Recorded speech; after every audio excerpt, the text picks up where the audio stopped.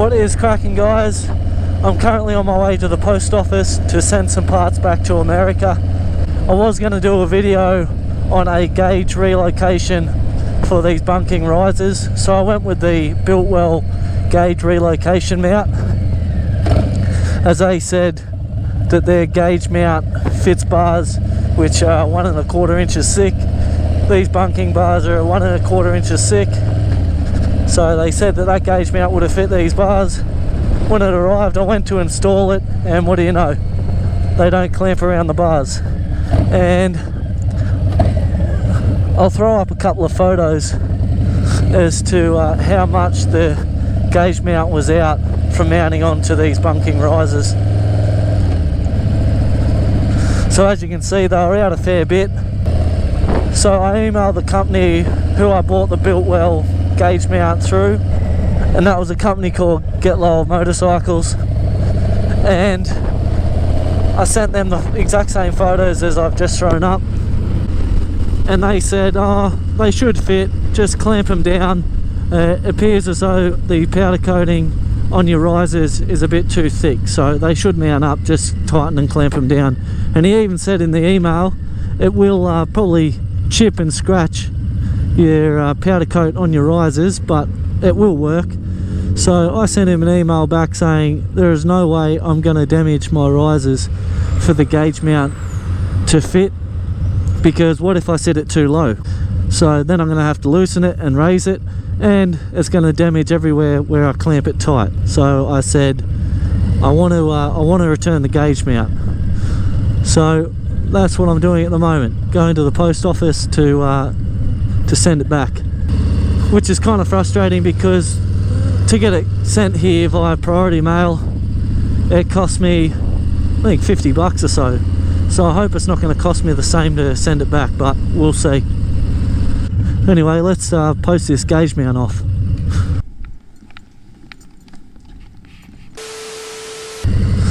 Alrighty, so that cost me $40, and with the postage to get it here, that was $50, so all up it's cost me $90 essentially to have nothing. So that's pissed me off a bit, so I'm going to go for a bit of a squirt, blow off a bit of steam, and while I'm at it, I'll talk about the 5 things that I hate about the 2019 Softail Street Bob.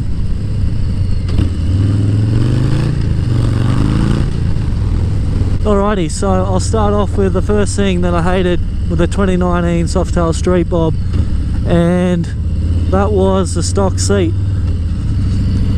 Granted, I didn't hate the look of it, I just hated that it provided no back support at all, and under heavy acceleration it felt like you were going to blow off the back of the bike. So when you went on rides, which lasted a little while, I found that my lower back would ache a bit, and with this Saddleman step-up seat which I put on the bike, it's much better. My lower back doesn't ache at all.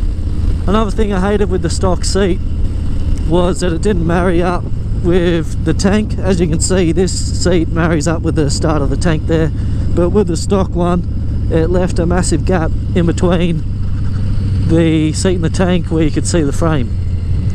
And from the very get-go, I absolutely hated that. I didn't think it looked good at all. So that's a simple one, but yeah, I hated the stock seat on the Softail Street Bob.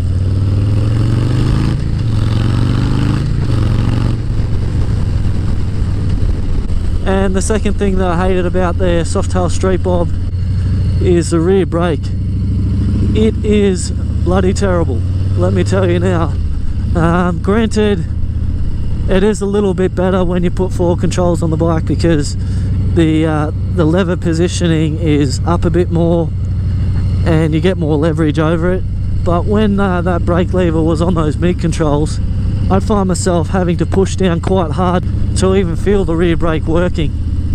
And even with 4 controls, that rear brake is pretty shithouse, and it feels as though it's coming on late. So when you're putting your foot down, it will move say 2 inches or so, and you're not getting any braking power at all.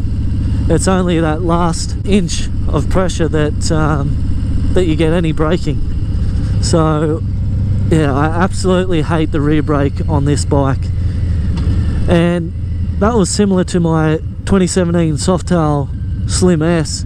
I hated the braking on that as well. I mean the rear braking. The front braking on these Harleys is pretty good. I can't really complain about the front brake. And before anyone goes ahead and says 90% of your braking should be done with your front brake, that might be a valid point, but if you got a rear brake, you want the bloody thing to work. Well, at least that's my opinion anyway. And I think it will be everyone's opinion who values their life. Especially on these bikes, they're quite heavy. I think a wet weight is around 290 kilo or even 300 kilos. So you shouldn't have to rely on just your front brake to pull the bike up. You should have confidence in your rear brake and both brakes for that matter. So yeah, as I said, absolutely hate the rear brake on this bike. The third thing I hate about the Softail Street Bob is, believe it or not, the front forks.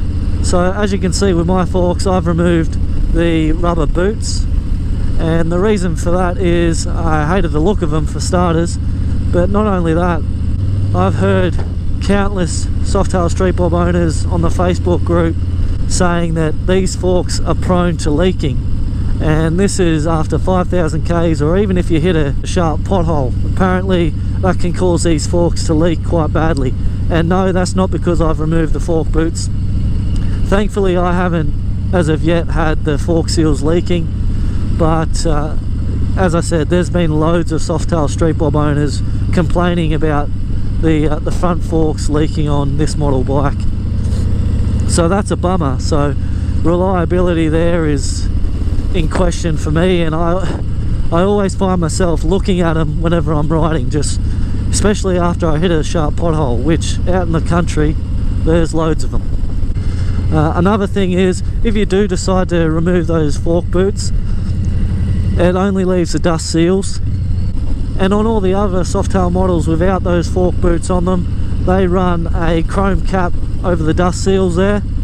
And believe me, I've already confirmed online that these forks are a little different, and those dust caps won't go over these dust seals. So that's a little frustrating. So if you don't like the look of the fork boots and you remove them, then you're going to see your dust seals. In my opinion, it still looks better, but it still doesn't look 100% finished. Moving on to the fourth thing. The fourth thing that I hate about the Softail Street Bob is the overall cheap feel of the bike from factory. So there's certain parts that come stock with this bike that, in my opinion, really make the bike feel cheap. So the first thing, which is a real eyesore in my opinion, is the stock air cleaner. That thing is massive, it's big and bulky, it's plastic, it looks terrible. So as you can see, I've obviously changed that out. Another thing which contributes to making the bike feel cheap is the stock mini ape hanger handlebars. They are that thin, they just look really cheap and tacky. They're only an inch thick, and these are an inch and a quarter, so you can imagine how much smaller they look than these ones. And in person they look a lot worse than what they look like on camera. I remember when I picked my bike up the first time I sat on it, I looked at the bars and I thought, Jesus Christ, they look cheap and flimsy. If I drop the bike, which obviously I don't want to do, but if I drop the bike, I have no doubt that those bars would bend. They're also a matte black finish, which I didn't really like the look of. As I said, I absolutely hated the stock bars. Another thing was the chrome derby cover. It didn't tie in with the black primary case of the bike. It stuck out like dog's balls, and that goes also with the chrome gas cap.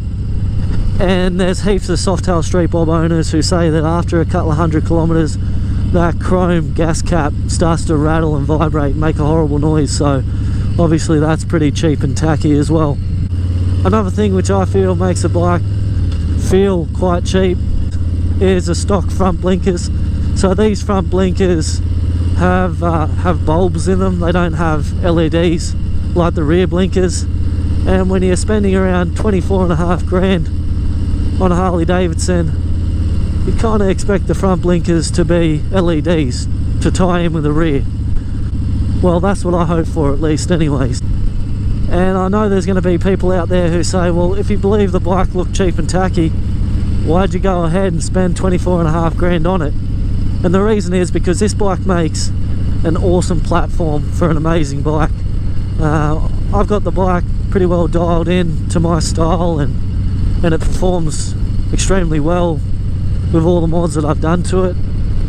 Also, I love the frame, I love the chassis, I love the engine, the handling. There's so much I do love about this bike, and the things that I love about the bike far outweigh the things that I hate with the bike. So yeah, I'm not hating on the bike entirely, but I'm just talking about the things which I didn't particularly like about the bike from factory.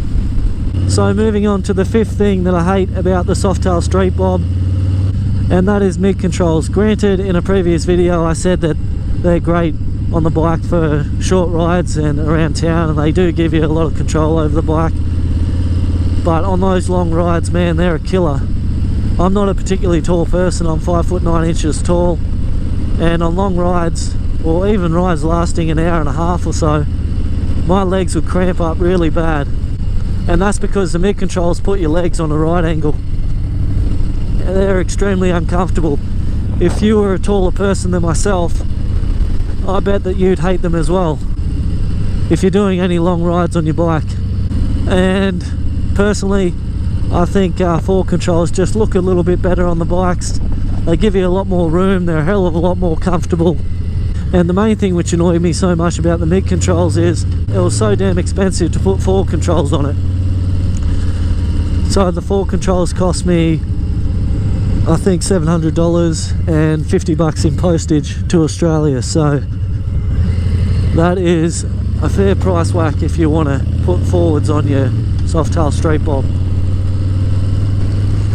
And yes, I know there's going to be people out there who say that they absolutely love mid controls on the bike, and I bet the majority of those people are people who do short rides or stunt rides and like to stand up on the bike and do burnouts and all that sort of stuff. But mid controls are just not for me. So those are the 5 things that I didn't like about the Softail Street Bob. I'm sure there's people out there who are going to say, you're an absolute idiot, those things that you said make the bike what it is. But hey, we all have our own taste. So that's just about going to do it for this one. As always, thanks very much for watching, and I'll catch you in the next one. See ya.